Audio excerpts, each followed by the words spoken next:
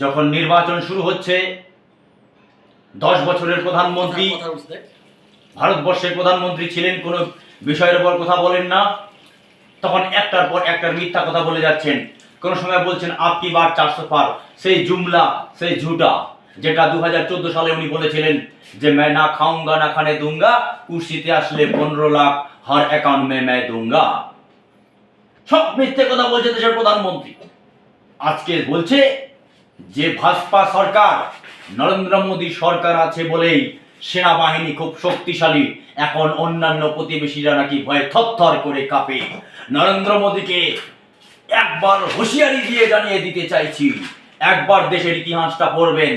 1965 সালে ভারত পাকিস্তান যুদ্ধে আব্দুল হামিদ কে বীর চক্র দেওয়া হয়েছিল, তখন তিনি করাচি পর্যন্ত ঢুকে গেছিলেন 1965 সালের যুদ্ধে।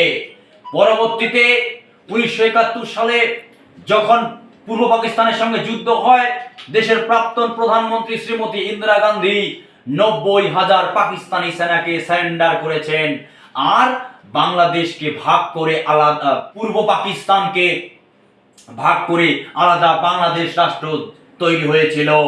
90,000 পাকিস্তানি সেনাকে সারেন্ডার করেছিল, তার নাম কংগ্রেস। বড় বড় বড় বড় কথা বলছেন, যদি হিম্মত থাকে করে দেখান, আমরা আপনার সাথে আছি।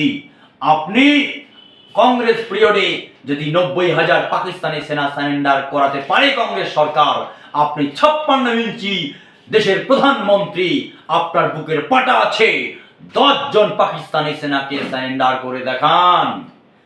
बहुत बहुत धन्यवाद। आज